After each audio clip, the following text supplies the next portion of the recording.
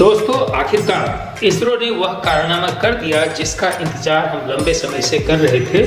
आज हर भारतीय का सीना फख्र से फूला हुआ है। इसरो ने 4400 किलोग्राम वजनी सैटेलाइट को जियोसिंक्रोनस ऑर्बिट में प्लेस कर दिया है और यह कारनामा करने वाला दुनिया के चुनिंदा देशों में इसरो का अब शुमार हो गया है। और जितने इसके कॉम्पिटिटर स्पेस ऑर्गेनाइजेशन हैं, उन्होंने भी इसरो के इस कारनामे का लोहा माना है।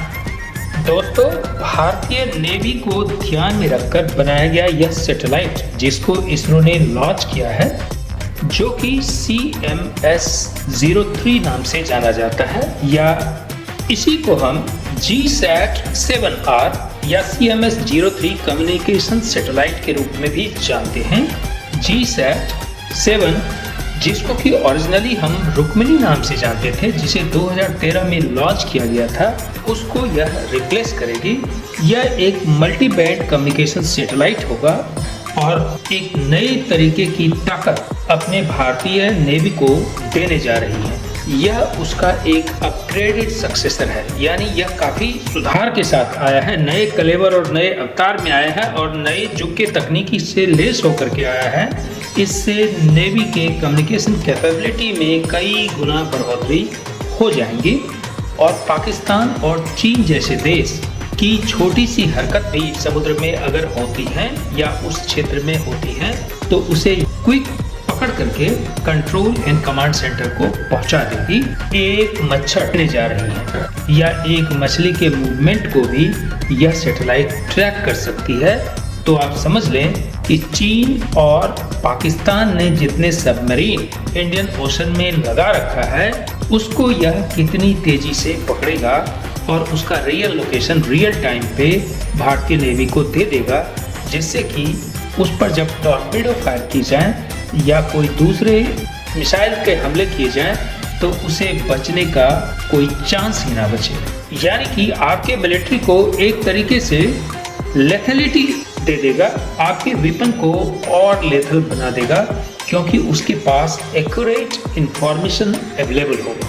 हालांकि ये जो अभी मैंने सुनाया यह तो बहुत सामान्य बात है। जो चीज असामान्य है, जिसका कि हिंट मैंने आपको पिछले वीडियो में दिया था कि यूं ही इसरो कोई नया काम नहीं करती, इतना कैलकुलेटेड रिस्क लेने का मतलब ही था कि इसरो ने कुछ ऐसी टेक्नोलॉजी को मास्टरी की है जिसका कि वह डिमॉन्स्ट्रेशन करना चाहता है और दुनिया को ये बताना चाहता है कि देखो अब हमारी क्षमता क्या है। कुछ ऐसे ही तकनीकी का इसरो ने प्रयोग किया कल, जिसको कि आपको जानना काफी जरूरी है। इसमें एक विशिष्ट क्रायोजेनिक प्रयोग किया गया, जो कि इस मिशन का मुख्य उद्देश्य एक तरह से हिडन उद्देश्य था, जिसको कि मीडिया के सामने कोई चर्चा नहीं की गई थी। इस मिशन के दौरान इसरो द्वारा किया गया अन्य प्रयोग स्वदेशी रूप से विकसित C-25 cryogenic engine thrust chamber को पुनः प्रज्वलित करने का महत्वपूर्ण कक्षा परीक्षण था और इसको उसने सक्सेसफुली करके दुनिया को दिखाया। यह क्रायोजेनिक इंजन भारत ने अभी हाल ही में बनाया है, लेकिन इस क्रायोजेनिक इंजन को जमीन पर टेस्ट करना एक बात है, लेकिन इसके रियल उस कंडीशन में जिस समय की इसको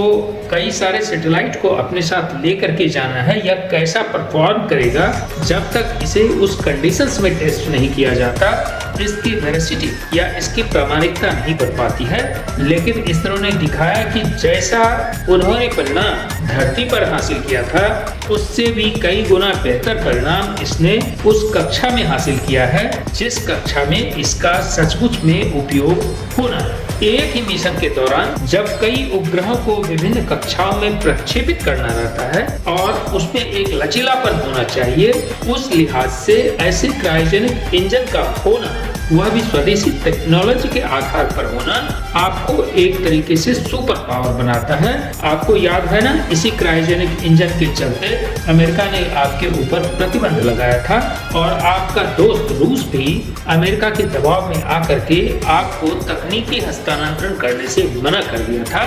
और दुनिया आप पे चिटकारियां पार रही थी। आपने उसका जी तोड़ जवाब दिया, मुंह तोड़ जवाब दिया और आज आपने उस तकनीकी की महारत हासिल कर ही ली जिसे दुनिया के देशों ने रोकने का भरसक प्रयास किया। यह सिर्फ तकनीकी डिमॉन्स्ट्रेशन नहीं है, इस एक तकनीकी के नहीं होने की वजह से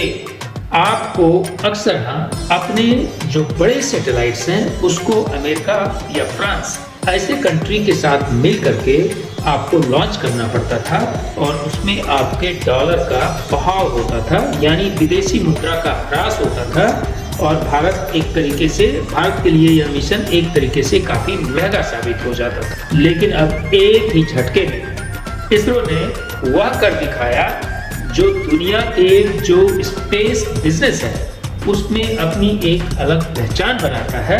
और सिर्फ भारत के पैसे को ही बचाएगा नहीं, बल्कि इसरो अब भारत के लिए इस तकनीकी का उपयोग करके बहुत ज्यादा कमा करके भी देगा। लेकिन इससे भी जो खास बात है, चंद्रयान 4 जिसकी तैयारी भारत लंबे समय से कर रही है, जिसमें कि कक्षीय डॉकिंग जो ऑर्बिटल डॉकिंग होता है उसकी जरूरत पड़ती है, क्योंकि डॉक और अनडॉक करना पड़ता है, क्योंकि आपके सैटेलाइट से कोई चीज उतरेगा रोवर और फिर उस रोवर को आकर के आपके सैटेलाइट में आना है और फिर उस सैटेलाइट को आपको इस प्रक्रिया में इस टेक्नोलॉजी का काफी महत्वपूर्ण योगदान है। तो भारतीय अंतरिक्ष स्टेशन के निर्माण और संचालन जैसे भविष्य के जटिल मिशन का भी एक तरीके से इसरो ने सफल परीक्षण कर लिया है। GSAT-7R जो कि एक नेवी का सैटेलाइट है जिसको हम CMS-03 के नाम से भी जानते हैं, यह भू समकालीन स्थानांतरण कक्षा GTO में सफलतापूर्वक प्रक्षेपित किया जा चुका है और 36,000 किलोमीटर की ऊंचाई से इसके जो सेंसर्स हैं और इसके जो कैमरा है वह भारत के सारे समुद्री क्षेत्रों का और यहाँ तक समझे कि पाकिस्तान और चीन का भी जो क्षेत्र आपके हिंद महासागर में लगता है उस क्षेत्र का स्कैनिंग और स्कीमिंग करते रहे। और इसका जो कम्युनिकेशन नेटवर्क डेवलप किया गया है वह इस तरह का है कि जिसे कि कोई डैमेज नहीं कर सकता, कोई प्रिफर नहीं कर सकता, कोई आपको चैलेंज नहीं कर सकता, यानी कि आप इनक्रिप्टेड मैसेज साइमल्टेनियसली आप अपने जहाज को भी भेज सकते हैं, शिप को भी भेज सकते हैं और नेवी के जो हेडक्वार्टर हैं वहां भी भेज सकते हैं, यानी इंटीग्रेटेड कम्युनिकेशन की व्यवस्था होगी। इससे आपके मिशन को अच्छे तरह से संचालन करने में, यानी कंट्रोल सेंटर जो आपका होगा